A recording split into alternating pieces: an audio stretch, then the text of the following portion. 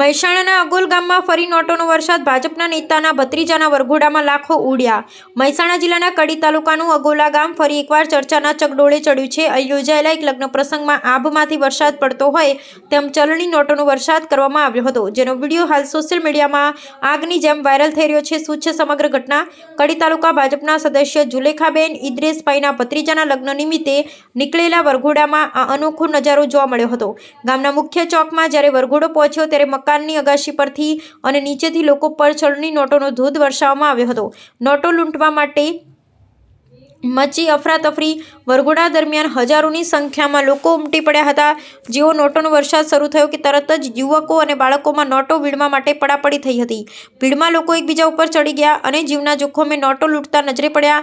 આ હોબાળાને કારણે થોડીવાર માટે અફરાતફરીનો માહોલ સર્જાયો હતો। વિવાદો સાથે જૂનો નાતો નોંધનીય છે કે અગોલા ગામ અગાઉ પણ આવા નોટોના વરસાદ માટે અનેકવાર વિવાદોમાં ને ચર્ચામાં રહી ચૂક્યું છે। વારંવાર બનતી આવી ઘટનાઓ હવે આ વિસ્તારની ઓળખ બની ગઈ હોય તેમ લાગે છે।